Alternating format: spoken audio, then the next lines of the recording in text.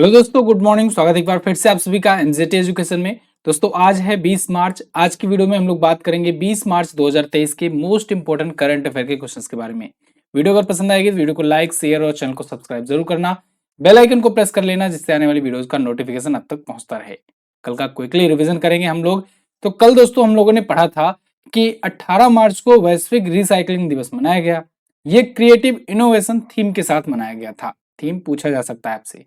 और अभी राजस्थान के मुख्यमंत्री अशोक गहलोत जी ने राजस्थान में 19 नए जिलों की और 3 नए संभागों की घोषणा की हुई है, जिसके बाद राजस्थान में अब कुल जिलों की संख्या हो गई 50 और संभागों की संख्या यानी डिविजन्स की संख्या हो गई 10। ईरानी कप 2022-23 एक बार फिर से रेस्ट ऑफ इंडिया ने जीत लिया। इसका ये 30वां खिताब था। सरस्वती सम्मान 2022 का अनाउंसमेंट हो चुका है। इस बार शिव शंकरी जी को दिया गया है। इनको मिला है 32वां सरस्वती सम्मान।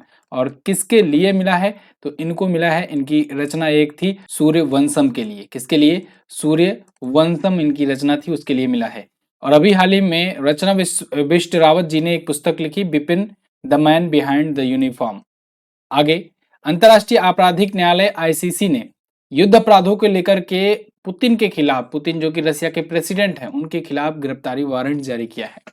और जी कृष्ण कुमार को बीपीसीएल का नया महानिदेशक और चेयरमैन नियुक्त किया गया है।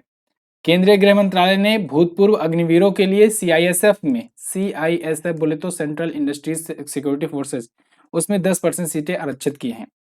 अफगानिस्तान जो है ये वैश्विक आतंकवाद सूचकांक में एक बार फिर से टॉप पर आ गया है। भारत इस रैंकिंग में है 13वें स्थान पर। प्रसिद्ध क्रिकेट कोच तारक सिन्हा जी का निधन हो गया है। इन्हें द्रोणाचार्य पुरस्कार मिला था 2018 में।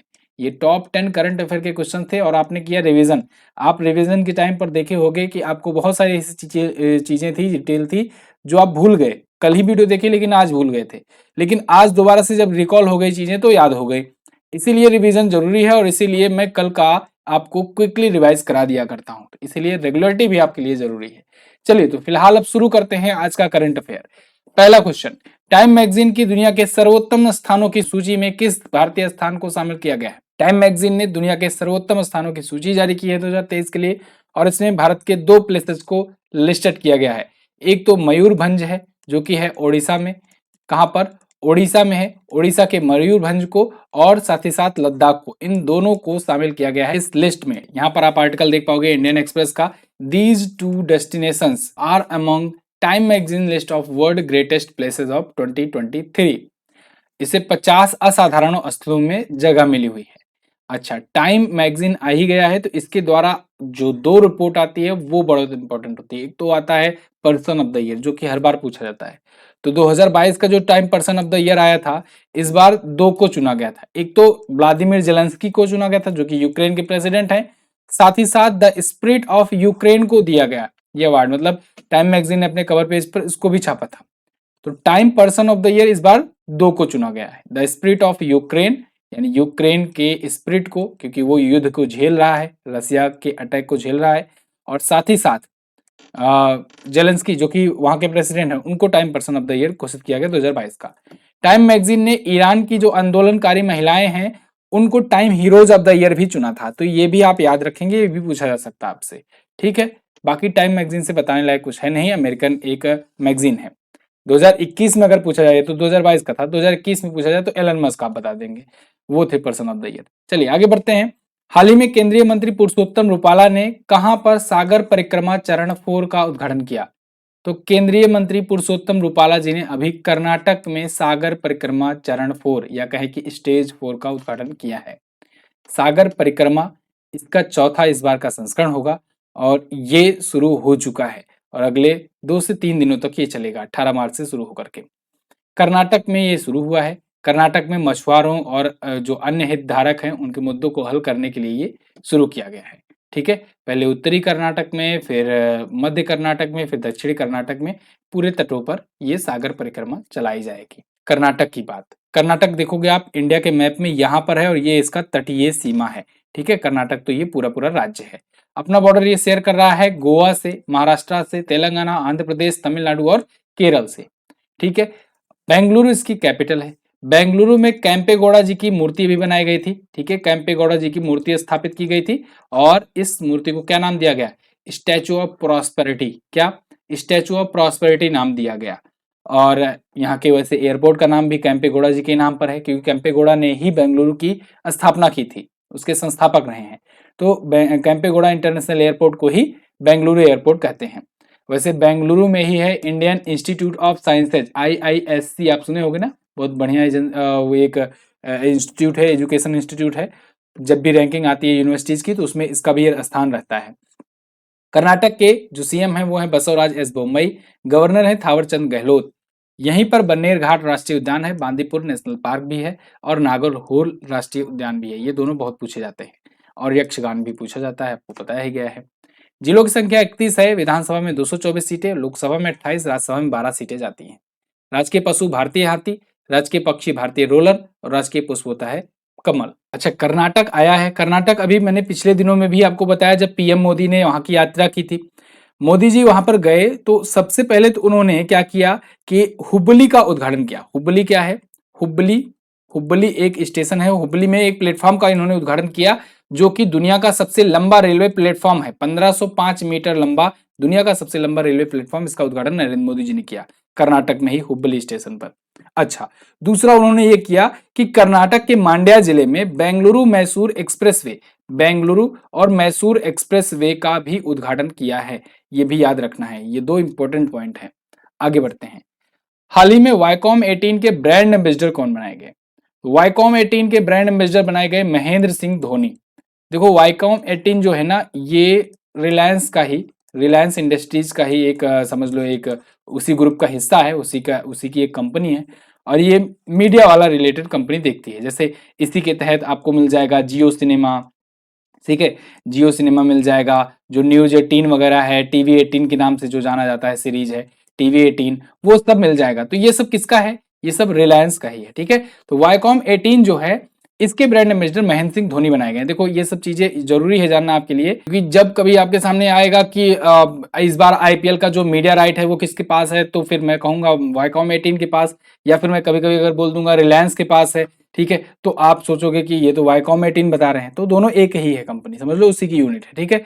ये बात क्लियर हुई। अच्छा, एक और मैंने आपको चीज बताया था कि इस बार जियो ने अनाउंस किया है, वैसे तो मीडिया राइट इन्होंने 48,000 करोड़ में खरीदे थे, ठीक है, हॉट स्टार को पीछे करके। तो इस बार आईपीएल आप जियो सिनेमा पर देखोगे, वो भी फ्री में, इन्होंने सबको चौंका दिया। इस बार का आईपीएल बिल्कुल फ्री में टेलीकास्ट करवाएंगे और साथ ही साथ इसमें मतलब ये बहुत नए नए फीचर्स, नए नए लुक तरीके से आप उसमें अपना लुक भी वहां पर चूज कर सकते हो कि किस फ्रंट से आपको देखना है मैच, ठीक है। ये भी मतलब नई टेक्नोलॉजी ला रहे हैं, मोटा भाई हैं, कुछ ना कुछ तो नया करेंगे ही।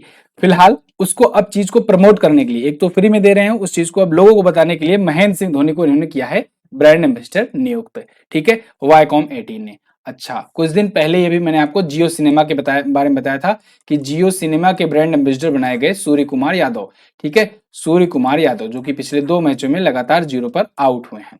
मुद्दे पर आते हैं, ब्रांड एम्बेसडर की बात आई है तो कुछ रिवीजन कर लेते हैं। जैसे अभी मैंने आपको लक्सर के बारे में बताया था, लक्सर नाम का जो पेन आता है, इस पेन की कंपनी को प्रमोट करेंगे कौन? इस पेन को प्रमोट करेंगे बेसिकली विराट कोहली, ठीक है, विराट कोहली को इसका ब्रांड एम्बेसडर बनाया गया है, सूर्य कुमार यादव को जियो सिनेमा का। इसके पहले मैंने आपको बताया था कि भारत में दोस्तों इस बार आयोजित हो रहा है आईबीए महिला विश्व मुक्केबाजी चैंपियनशिप, और इसकी ब्रांड एम्बेसडर 2 को बनाया गया है। एक तो मैरी कॉम को बनाया गया है, मैरी कॉम को, और एक फरहान अख्तर को बनाया गया है। तो ये 2 पॉइंट भी आप याद रखेंगे। इसके अलावा पेप्सिको इंडिया ने अभी रणवीर सिंह को, पेप्सिको ने अभी रणवीर सिंह को अपना ब्रांड एम्बेसडर बनाया। नोट डाउन करते चलो आप सभी लोग, ठीक है। एडिडास के भी अभी ब्रांड एम्बेसडर बनाए गए थे ऋषभ पंत, और एडिडास टीम इंडिया का नया किट स्पॉन्सर बना। एडिडास टीम इंडिया का नया किट स्पॉन्सर बन गया है, ठीक है, किट को स्पॉन्सर करेगा। और गरुड़ एरोस्पेस ने ड्रोनी नाम का एक ड्रोन लॉन्च किया था और उसका ब्रांड एम्बेसडर धोनी को बनाया था। याद होगा ना, ड्रोनी याद करवाया था मैंने। आगे बढ़ते हैं, ठीक है, ये वही डिटेल है जो मैंने आपको बता दी है। आगे बढ़ते हैं। हाल ही में किस राज्य में प्राकृतिक खेती पर अंतरराष्ट्रीय सम्मेलन का उद्घाटन किया गया? तो अभी प्राकृतिक खेती पर अंतरराष्ट्रीय सम्मेलन का उद्घाटन किया गया है मणिपुर में। मणिपुर में ये उद्घाटन हुआ। यहाँ पर आप आर्टिकल देख पाओगे, international conference on natural farming for revitalisation environment and resilient agriculture kicked off in Manipur. ठीक है, तो मणिपुर में ये आयोजित हुआ है, 3 दिनों का ये था। और मणिपुर की जो राज्यपाल हैं अनसुईया उइके जी, जो कि अब वहां की राज्यपाल होंगी, तो इन्होंने इसका उद्घाटन किया मणिपुर के सेंट्रल एग्रीकल्चर यूनिवर्सिटी में 17 मार्च को। इस बार की इसकी थीम रखी गई थी natural farming for revitalisation environment and resilient agriculture. ठीक है, अच्छा, अनसुईया उइके यहाँ की नई राज्यपाल अभी बनी है। अभी 13 राज्यों में नए राज्यपाल बने हुए हैं। इस पर वीडियो आपको दी गई है, सर्च करके देख लेना, बहुत इंपॉर्टेंट है। सभी राज्यों के राज्यपाल अपडेट हो गए हैं, तो इनको आप याद कर लेंगे। ठीक है, चलो आगे देखते हैं मणिपुर की बात।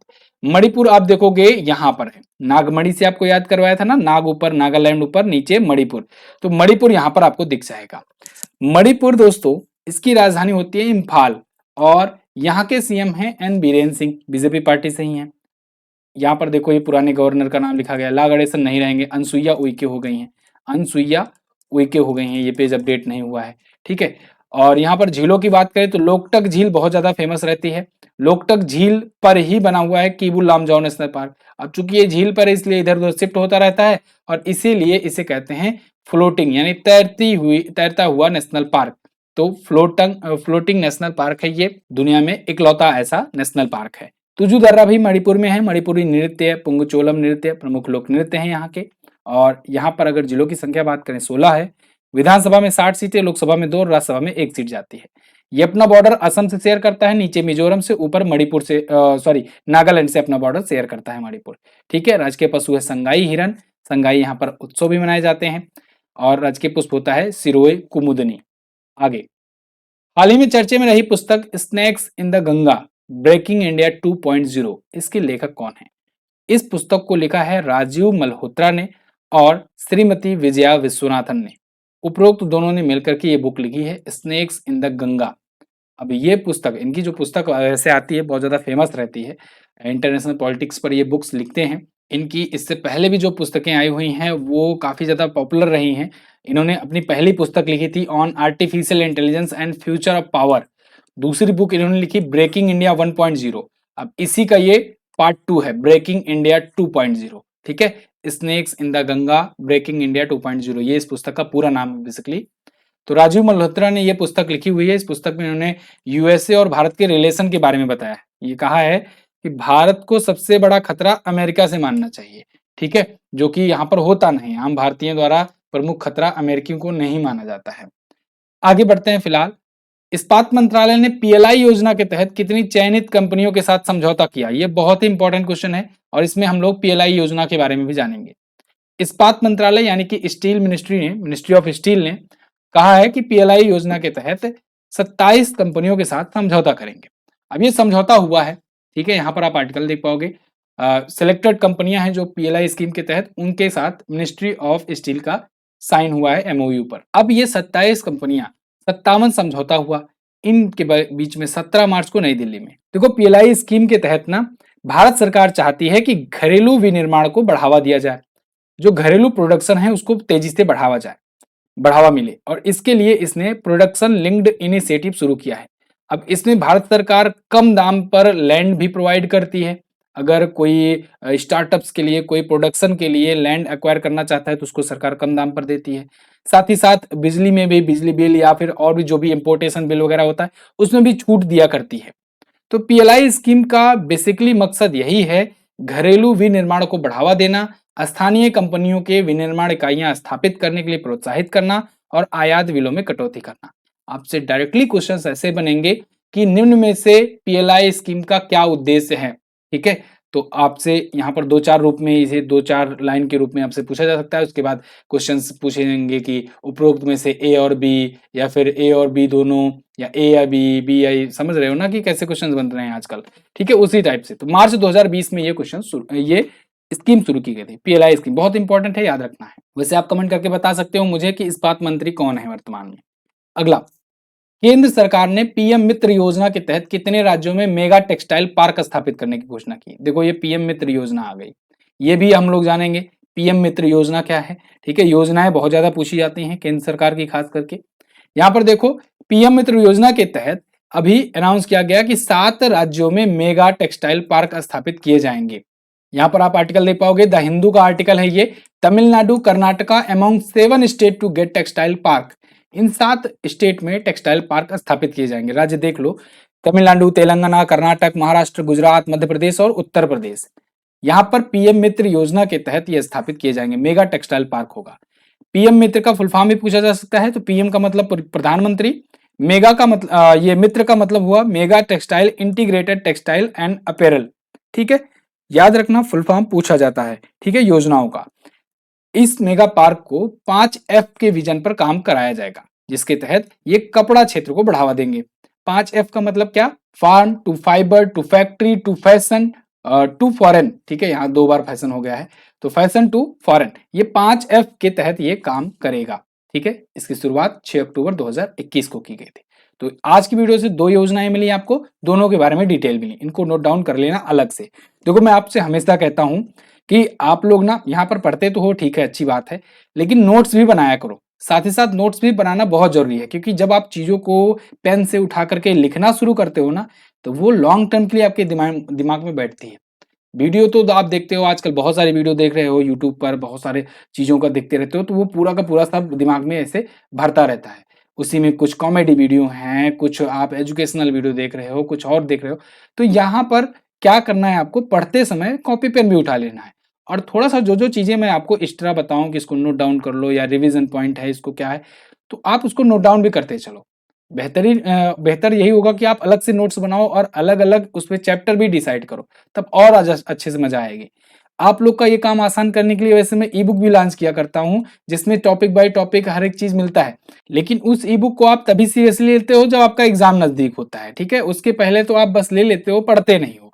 तो आप पढ़ना जरूर करो। ठीक है, वैसे आप अगर आरआरबी का लोको पायलट बैच ज्वाइन करना चाहते हो, तो अभी ये बैच चल रहा है, इसको ज्वाइन कर सकते हो। इसमें आपको टॉपिक वाइज अलग अलग से करंट अफेयर मिलेगी, सब्जेक्ट वाइज पूरा का पूरा जीके मिलेगा, मैथ, रीजनिंग, साइंस स्पेशल सारी क्लासेस में आपको मिल रही हैं। साइंस मेरे द्वारा पूरा पढ़ाया जा रहा है, आपको नया नया चैप्टर, नई नई वीडियोज के माध्यम से।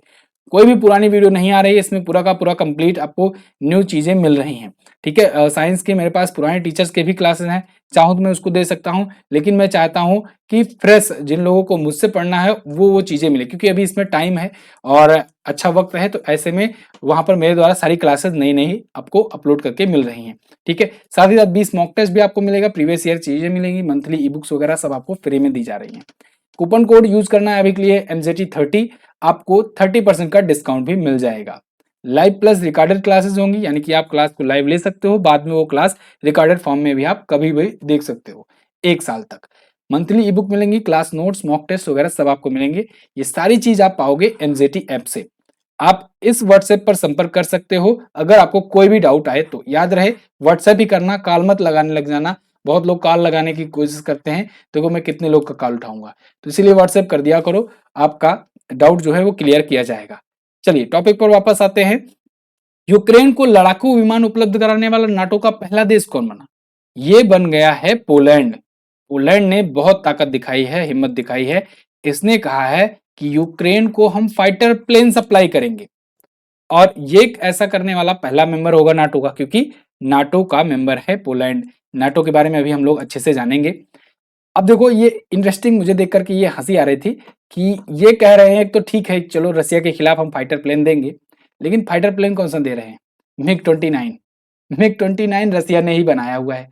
अब जो देश किसी एक जो फाइटर प्लेन है उसको बनाया होगा, तो उसकी खामियां भी जानता होगा अच्छे से। वैसे भी मिग सीरीज का जो भी विमान है, MiG-29 और MiG-21 खास करके, इसको तो आप जानते हो, उड़ता ताबूत कहा जाता है, उड़ता फ्लाइंग कॉफिन कहा जाता है। ठीक है, क्योंकि इससे इतनी ज्यादा घटनाएं हुई हैं कि क्या ही बताऊं। लेकिन आप मुझे प्रो रसिया ना समझने लगो, तो इसलिए मैं ये भी आपको बता दूं कि ऐसे बहुत सारे मिसाइल वगैरह यूक्रेन ऑलरेडी यूज कर चुका है रसिया के ही खिलाफ, जो रसिया के द्वारा ही बनाई गई थी। जैसे मैंने आपको S-300 के बारे में बताया था, S-400 तो आपने सुना होगा, S-500 भी आजकल रसिया यूज कर रहा है। ठीक है, एयर डिफेंस सिस्टम है बेसिकली। पहले रसिया S-300 बनाया था, और वो S-300 कुछ रह गए थे यूक्रेन में। यूक्रेन ने उसका भरपूर इस्तेमाल किया रसिया के खिलाफ शुरुआती दौर में, जब युद्ध शुरू हुआ था। ठीक है, तो ऐसा नहीं है कि रसिया के खिलाफ अगर MiG-29 यूज किया जाएगा तो रसिया को नुकसान नहीं पहुंचाएगा। हाँ भाई, कुछ ना कुछ तो नुकसान पहुंचाएगा ही, फाइटर प्लेन है तो 4 ऐसे फाइटर प्लेन दे रहा है पोलैंड। अच्छा, पोलैंड के अब हिम्मत दिखाने के बाद स्लोवाकिया भी आ गया है। ये सभी छोटे छोटे देश है। देखो नाटो है बहुत चालाक, ये क्या कर रहा है कि देख रहा है, क्योंकि रसिया धमकी दिया था कि कोई सामने ना आने पाए, और नाटो वगैरह सबको दिया था, तो रसिया क्या, नाटो क्या कर रहा है, जो छोटे छोटे देश हैं उनको पहले आगे खड़ा कर रहा है कि आप लोग थोड़ा थोड़ा शुरू करो, पहल करो। सोच लो, 1 साल से ज्यादा युद्ध हो गए, आज तक नाटो की वजह से ही युद्ध शुरू हुआ, और आज तक नाटो का कोई मेंबर देश खुल करके कोई एक फाइटर प्लेन भी नहीं सपोर्ट किया। सोचो, ये बहुत बड़ी बात है। ठीक है, सामने से कोई फाइटर प्लेन अभी तक नहीं दिया था। हाँ, हथियार दे रहे हैं, ये करेंगे वो करेंगे, अपनी तरफ से पूरा पूरा सपोर्ट नहीं दिया था। यहाँ पर पोलैंड ने शुरुआत कर दी है। नाटो के बारे में बात करें तो नॉर्थ अटलांटिक ट्रीटी ऑर्गेनाइजेशन है ये। 1949 में 12 देशों ने मिलकर के इसे शुरू किया था। आज के टाइम पर इसमें 30 सदस्य देश हो गए हैं।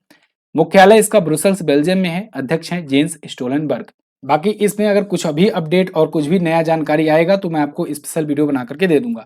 अच्छा, एक रिक्वेस्ट है और आप लोगों से, देखो आप लोग के लिए ना बहुत रिसर्च करके आपके लिए ये कंटेंट लाया जाता है, जिससे आपको डिटेल कंटेंट मिले और भरपूर जानकारी के साथ मिले। साथ ही साथ मेरी कोशिश रहती है कि यहाँ पर कम से कम में करके आपको ये चीजें प्रोवाइड किया जाए, मतलब ये कॉम्पैक्ट करके आपको वही वही लाइन यहाँ पर लिख कर दिया जाए, जिससे आप बहुत ज्यादा आपके पास लास्ट में इकट्ठा ना हो कंटेंट। ठीक है, ऐसा ना लगे कि आप डरने लगो कि इतना करंट अफेयर पढ़ना है।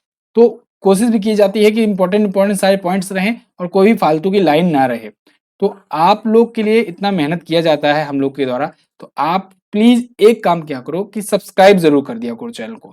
जितने लोग देख रहे हो चैनल को सब्सक्राइब जरूर कर दो, और हाँ, शेयर भी कर देना अपने दोस्तों के पास। देखो बीच में यूजुअली मैं बोलता नहीं हूँ, ना ही इतना फोर्सली मैं कभी कहता हूँ सब्सक्राइब करने को और शेयर करने को, तो आज कह रहा हूँ बीच में वीडियो में, तो आप लोग सब्सक्राइब जरूर कर देंगे और शेयर जरूर कर देंगे। इस वीडियो का मैं रिस्पॉन्स देखूंगा कल। ठीक है, चलिए आगे बढ़ते हैं।